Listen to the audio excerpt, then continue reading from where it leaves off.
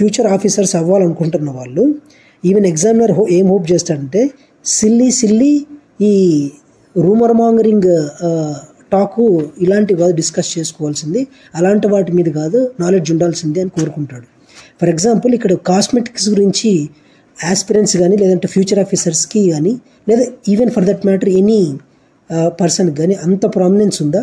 But comparing to biodiversity option 2లో చూసారా, బయోడైవర్సిటీకి ఇది ప్రాబ్లం క్రియేట్ చేస్తుందని చెప్తున్నాడు.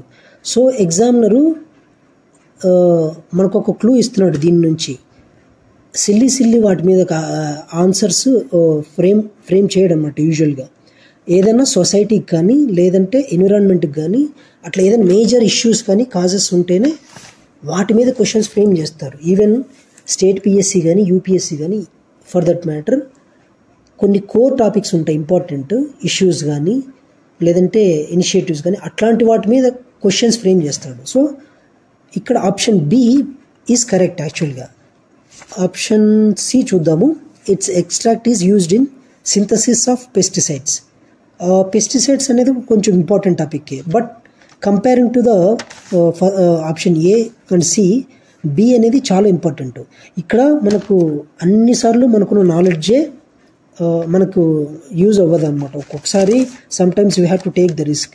ఇప్పుడు ఈ కేసులో చూసారా, మీరు ఒకవేళ నెగిటివ్ మార్కింగ్ ఉంది, నేను sufficient number of questions attempt చేశాను అనుకుంటే ఇక నేను అన్నెసెసరీ రిస్క్ తీసుకోను అనుకుంటే కొన్ని క్వశ్చన్స్ వదిలేయచ్చు. కానీ మీరు 2 ఆప్షన్స్ ఆల్రెడీ ఎలిమినేట్ చేస్తే better you attempt that question by using these techniques which I'm telling you. Next question చూద్దాం. Question number 18th, what is are unique about Kharai camel, a breed found in India. So దాని గురించి అడుగుతున్నాడు.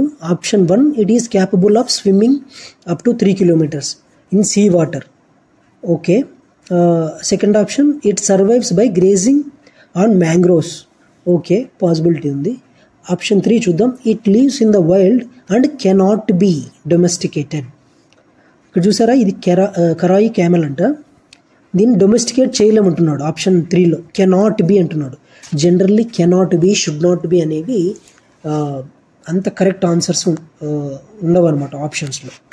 Mostly ఆ statement incorrect అయ్యే ఛాన్సే ఉంది. మనం దీన్ని జనరల్గా కూడా అర్థం చేసుకుంటే మూవీస్లో చూస్తుంటాం కదా, కొన్ని రాజస్థానీ ఏరియాస్లో ఈ ఒంటెల మీద ఆధారపడి కొంతమంది జీవనం సాగిస్తుంటారు, కొంతమంది కమ్యూనిటీ. సో ఆ కంటెస్ట్లో కామన్ సెన్సికల్గా ఆలోచించినా కానీ ఆప్షన్ 3 అనేది ఇన్కరెక్ట్ అని తెలిసిపోతుంది. సో ఆప్షన్ 3ని ఎలిమినేట్ చేస్తే సో మనకు ఆన్సర్ ఆప్షన్ ఏ దొరికేసింది. చూసారా. సో ఆప్షన్ 3ని తీసేసే అంటే స్టేట్మెంట్ 3ని తీసేయడం వల్ల మనం ఆన్సర్ డిరైవ్ చేసేసుకున్నాం. ఇప్పుడు ఇంకొకటి చెప్తాను చూడండి.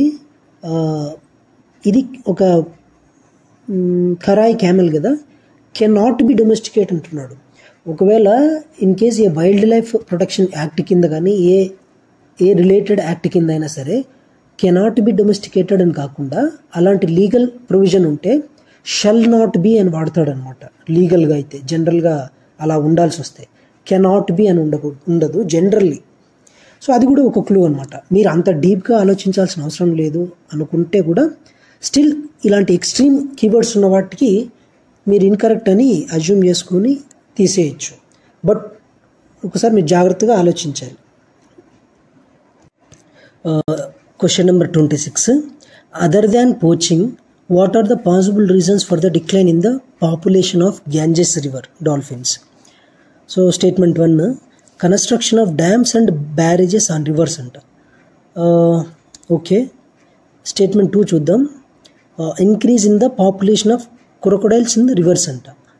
ఒకసారి చూసారా, ఈ క్వశ్చన్లో ఏమడిగాడు, గ్యాంజెస్ రివర్ డాల్ఫిన్ పాపులేషన్ తగ్గడానికి గల పాసిబుల్ రీజన్స్ ఏంటి అని అంటున్నాడు. సో స్టేట్మెంట్ 2లో చూస్తే increase in the population of crocodiles అంట. ఏంటిది? ఇది జనరల్గా నేచర్లో పార్ట్ అనమాట ఈ క్రొకొడైల్స్ జనరల్గా పాపులేషన్ పెరగడం అనేది. సో అది అంత సీరియస్ థింగే అయితే మనకు ఏ చదివినా కనీసం బేసిక్ నాలెడ్జ్ ఉన్న ఏ సీరియస్ ఆస్పిరెంట్కైనా ఈ స్టేట్మెంట్ 2 అనేది ఇన్కరెక్ట్ అని తెలిసిపోతుంది. ఎందుకంటే ఇది న్యాచురల్ ఫినామినా. ఆ క్రోకడైల్స్ ఎక్కువ పాపులేషన్ ఉండడం మంచిదే కదా.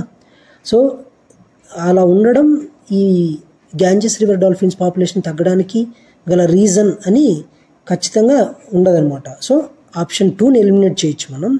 ఆప్షన్ 2ని ఎలిమినేట్ చేస్తే మనకు ఆన్సర్ వచ్చేసింది. చూసారా, ఇది ఎందుకు ఇలాంటి క్వశ్చన్స్ ఎగ్జామినర్ ఫ్రేమ్ చేస్తాడంటే సీరియస్ యాస్పిరెంట్కి వర్సెస్ నాన్ సీరియస్ యాస్పిరెంట్కి